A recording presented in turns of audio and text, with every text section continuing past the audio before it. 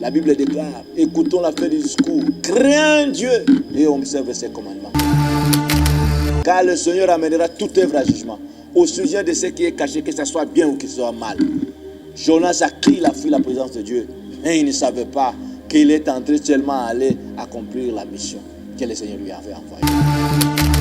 Lui, il a crié, il a pris la barque pour aller à Tarsis, mais Jonas s'est retrouvé à Ninive, là où le Seigneur l'avait envoyé, dans le prêcher la parole, dans le annoncer la parole. C'est pour cela, première barque, nous parlons barque de Jonas. Cette barque de Jonas n'était caractérisée par une autre chose que la désobéissance. Tu as des problèmes, tu as des difficultés, tu as des souffrances, tu as beaucoup de problèmes qui surgissent dans ta vie. Tous ces problèmes, toutes ces difficultés que tu peux avoir, caractéristiques, c'est la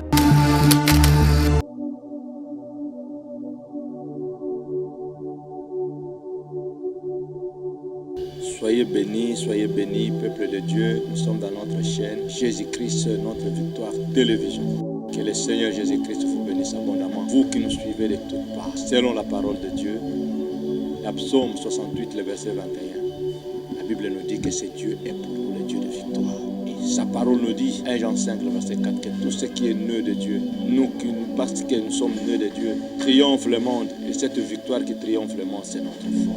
Car la Bible nous dit, Exode, chapitre 17, verset 16, nous l'appelons Jéhovah Nissi, ou à d'autres termes, Éternel notre bannière, Éternel notre étendard, Éternel notre victoire. C'est pourquoi nous vous invitons à suivre notre chaîne. Tu ne seras pas confus. La victoire serait votre partage. Car nous sommes dans la parole de Dieu, il nous dit. Nous démarrons notre thème, ma vie dans les 3 barques. Ou encore à d'autres termes, les 3 tempêtes de la Bible. C'est-à-dire, tu prends ta vie, tu vas mettre maintenant dans la barque. Et dans la Bible, nous avons 3 barques que nous avons énumérées selon l'inspiration qui nous a été donnée par notre Seigneur et notre Sauveur Jésus-Christ. C'est le grand thème, ma vie dans les 3 barques. Ou les 3 tempêtes. Parce que dans chaque barque, il y avait une tempête, c'est pourquoi nous l'appelons 3 tempêtes, et à d'autres termes, nous pouvons l'appeler 3 barques. C'est quoi la barque? Une barque n'est autre qu'un moyen de transport qui se fait dans une rivière. On peut avoir des pirogues, on peut avoir des bateaux, on peut avoir des navires, on en a plusieurs. Mais une barque, c'est un moyen de transport que nous trouvons dans une rivière, et plus précisément dans des grandes rivières. Cela pourrait passer dans les océans, dans des fleuves. Même dans les petites rivières, nous avons ce que nous appelons les petits bateaux ou des pirogues. Mais la tempête, c'est un mouvement violent, atmosphérique. À d'autres termes, on peut appeler aussi une tempête. C'est une perturbation atmosphérique. Selon les autres Français, on peut aussi l'appeler c'est l'ouragan. Ce que nous pouvons instruire le peuple de Dieu, que dans une barque, on ne fait plus de choix. Dans une barque, on doit tout simplement se conformer à les conditions qui sont données dans la barque. Nous pouvons aussi trouver, à d'autres termes, certains c'est ce que nous appelons la tempête. Il y a des tempêtes de injures, ou troubles la l'âme. Nous avons aussi, pour nous qui sommes les chrétiens, c'est quoi la tempête? La tempête n'est autre que ce sont des difficultés, ce sont des souffrances, ce sont des liens, des blocages, des prisons. Tout le problème que nous en avons dans la vie chrétienne, c'est ce que nous pouvons appeler à d'autres termes la tempête. Et pendant que nous sommes en train d'étudier ou de suivre notre enseignement, parce que nous avons dit dans notre télévision Jésus-Christ notre victoire, nous avons des enseignements, nous avons des exhortations, nous avons des prédications, nous aurons des messages prophétiques, nous avons des prières comme nous l'avons toujours fait, nous aurons aussi même des journées d'adoration. On va passer toute la journée dans notre chaîne, nous allons adorer notre Seigneur. Et maintenant, nous sommes dans l'étape de la prédication. mais plus particulièrement dans les enseignements. Et dans notre enseignement, nous parlons ma vie dans les 3 barques. Chacun de nous, même moi qui vous enseigne, même moi qui te prêche, je dois me situer parmi les 3 barques. Ne suis-je pas dans la première, ne serai-je pas dans la deuxième ou encore dans la troisième? Première barque, deuxième barque et la troisième barque. Alors chacun de nous va voir. Vous avez des difficultés, vous avez des souffrances, vous avez des problèmes, vous avez des liens, vous avez des chaînes. Ça ne pourrait pas symboliser ce que nous appelons le tempête. C'est pour cela que nous voulons commencer notre première barque, où la première tempête, c'est la tempête que nous appelons la barque de Jonas. Nous pouvons énumérer les 3. La première, nous avons la barque de Jonas, ou tempête normale. Deuxième barque, nous parlons de barque de Paul. Et la dernière, nous allons parler du barque de notre Seigneur et Sauveur Jésus-Christ. Nous commençons premièrement notre première barque. Chacun de nous qui nous suit au loin et au près. Que le Saint-Esprit nous aide, lui l'enseignant par excellence, à saisir la pensée de Dieu. Parce que la clé pour nous, comme dans notre chaîne, Jésus-Christ, notre victoire, nous avons besoin que même s'il nous reste quelques jours, même s'il nous reste un mois pour chevaucher cette année, que la victoire soit votre partage. Toi qui nous suis au loin. C'est ça notre prière. Dans la brèche, nous implorons notre Seigneur, notre Sauveur, à vous accorder la victoire dans tous les domaines.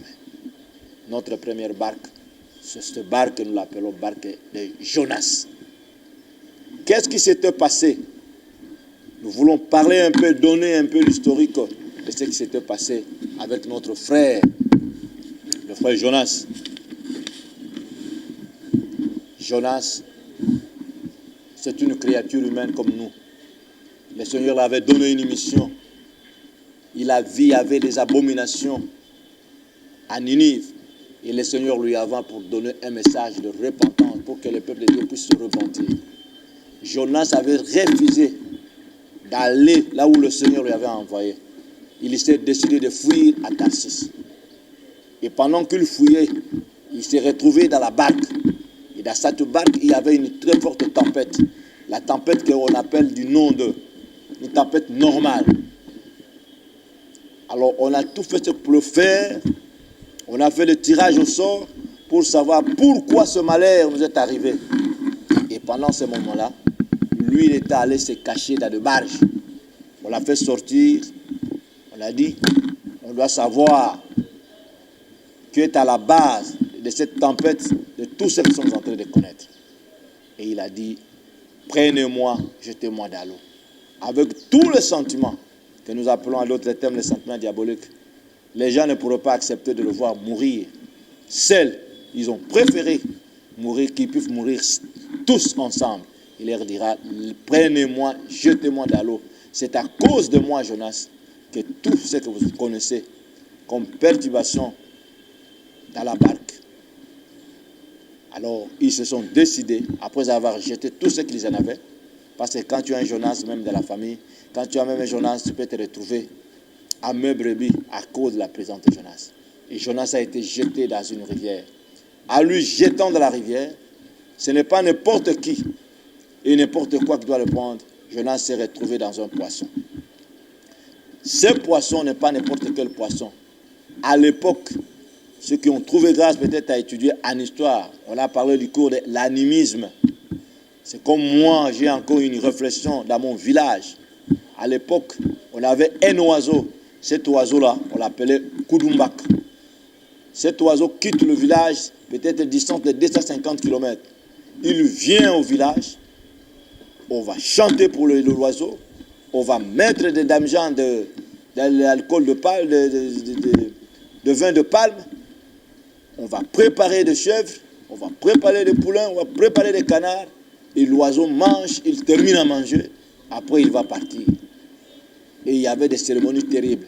Et on avait compris qu'il y avait une puissance sorcellérique qui s'était incarnée dans cet oiseau-là, Koudumbak. Ça, je le vis à l'œil nu dans mon village. Et c'est ce pas fait une fois.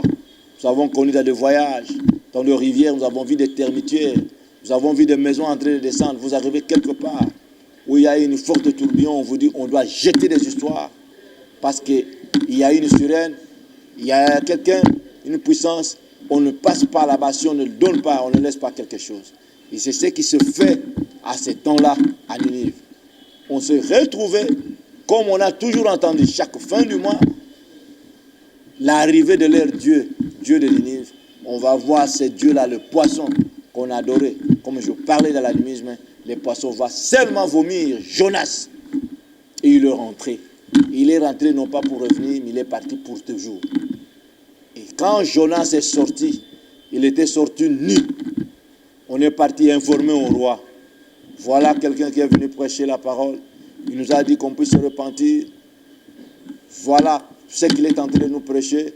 Il y a des choses horribles qui vont se passer dans notre ville. Nous devons nous repentir parce que le Seigneur est en colère. Et quand on est parti informer au roi, le roi leur demandera une seule question. Comment il est venu? C'est notre Dieu. Les dieux là que je parlais comme l'animisme, comme dans mon village. Ce Dieu-là est venu, il a vomi et il est parti. Le roi a donné seulement une seule parole. Écoutez-les, obéissez à tout ce qu'ils vont vous dire. Et ils ont obéi, à commençant du roi, même de bêtes, sont entrés en prière, dans des jeûnes de prière, pour faire de prières de repentance. C'est pourquoi nous parlons de première barque, c'est la barque de Jonas. Cette barque de Jonas, Jonas avait oublié. Il avait tout oublié, car la Bible nous dit dans Hébreux 4, le verset 13, « Nulle créature n'est cachée devant sa face. Tout est à nu à découvert aux yeux de celui à qui nous devons rendre compte. » Il n'y a aucune créature qui est cachée devant Dieu. Même si ta femme ne t'a pas vu, même si ton mari ne t'a pas vu, même si ton pasteur ne t'a pas vu, ton mentor, ton père spirituel, ton prophète, mais il y a un Dieu dans les cieux, celui à qui nous avons des comptes à rebours, nous avons des comptes à rendre un jour, même si quelqu'un ne te voit pas, mais il y a un Dieu là, ce Dieu-là qui est dans les cieux, qui te voit, c'est lui qui va te la demander. Et la Bible nous dit dans Ecclésiaste 12, le verset 15-16, dans la version française courant, il nous dit au 14-15, et 13-14, la Bible déclare, écoutons la fin du discours, crains Dieu et observe ses commandements, car le Seigneur amènera toute œuvre à jugement, au sujet de ce qui est caché, que ce soit bien ou que ce soit mal. Jonas a crié, il a fui la présence de Dieu, mais il ne savait pas qu'il est entré seulement à aller accomplir la mission que le Seigneur lui avait envoyée. Or, lui, il a crié, il a pris la barque pour aller à Tarsis, mais Jonas s'est retrouvé à Ninive, là où le Seigneur l'avait envoyé, dans le prêcher la parole, dans le annoncer la parole. C'est pour cela, première barque, nous parlons barque de Jonas. Cette barque de Jonas n'était caractérisée par une autre chose que la désobéissance. Dans la barque de Jonas, c'est la désobéissance. Tu as des problèmes, tu as des difficultés, tu as des souffrances, tu as beaucoup de problèmes qui surgissent dans ta vie. Tous ces problèmes, toutes ces difficultés que tu peux avoir, caractéristiques, c'est la désobéissance. La Bible nous dit dans Jacques 1, le verset 22, il est écrit dans la parole de Dieu, ne vous bornez pas à écouter la parole, mais mettez la parole en pratique. Dans 1 Samuel, dans 1 Jacques 2, le verset 10, la Bible nous dit, quiconque observe toute la loi et pêche contre elle devient coupable de tout. Dans Samuel 15, 22, il est écrit, l'obéissance vaut mieux que le sacrifice. Dans Psaume 111, le verset 10 nous dit, la crainte de l'Éternel. Il n'a pas dit la crainte des hommes, il n'a pas dit la crainte des pasteurs, il n'a pas dit la crainte des prophètes, il n'a pas dit la crainte de quoi que ce soit, mais il a dit la crainte de l'Éternel. C'est le commencement de la sagesse. Voilà notre première barque, nous parlons de barque de Jonas. Aujourd'hui, nous avons des difficultés. Aujourd'hui, nous avons des problèmes. Aujourd'hui, nous avons des blocages. Nous avons des problèmes de stérilité. Cela n'est pas dit à la désobéissance. Est-ce que tu as toujours obéi, même à une seule parole de notre Seigneur? C'est pourquoi nous parlons ma vie dans les trois barques. Première barque, barque de Jonas. Cette barque était caractérisée par la désobéissance. Que le remède on peut vous donner, c'est la repentance. Il faut se repentir. Il faut s'humilier devant le Seigneur. Il faut faire des prières, des supplications. Car il nous dit dans Philippiens 4 et 6, faites connaître tous vos besoins au Seigneur par des prières et des supplications. Supplie ton Dieu. Et dans Genèse 25, le verset 21, la Bible nous dit, nous avons vu Isaac qui avait imploré, qui avait supplié le Seigneur pour sa femme Rebecca. Et le Seigneur lui avait donné l'enfant. Toi aussi, mon frère qui m'écoute, au loin, au près, nous sommes dans notre chaîne. Jésus-Christ, c'est notre victoire. Tu as droit à la victoire. La victoire, c'est ton droit. Mais pour saisir cette victoire, il faut voir, il faut faire l'introspective. Rentre à toi-même. Tu n'es pas Jonas de ta famille. Tu n'es pas Jonas de ton foyer. Tu n'es pas Jonas de ton église. Ne tu pas Jonas de ton pays. C'est comme ce qui se passe aujourd'hui dans notre pays. Le Seigneur aussi avant des Jonas. Beaucoup ont refusé la mission du Seigneur. Ils font maintenant, sont allés adhérer à ce que nous appelons le feu étranger. Ils font de n'importe quoi, de n'importe comment. Qui se passe? Mais le Seigneur nous appelle tout simplement à la repentance. À cause de la désobéissance à la parole de Dieu. À cause de la désobéissance à la parole de Dieu, tu t'es retrouvé dans une barque. Tu t'es retrouvé dans une tempête. Mais une seule chose que le Seigneur t'appelle, répands-toi. Il est là, prêt à te recevoir. Voilà, nous sommes dans notre chaîne. Jésus-Christ, notre victoire. Ma vie dans les 3 barques. Première barque, barque de Jonas. Cette barque était caractérisée par la désobéissance. Le remède que nous pouvons vous donner, nous vous appelons à se repentir. Le Seigneur est là, il est prêt. Comme il nous dit dans sa parole dans Pierre, il nous dit, le Seigneur ne tarde pas. Mais une seule chose nous appelle à la repentance, à la pratique d'œuvres dignes de la repentance. Cette repentance sincère et totale va t'accorder la victoire. Que le Seigneur Jésus-Christ vous bénisse abondamment.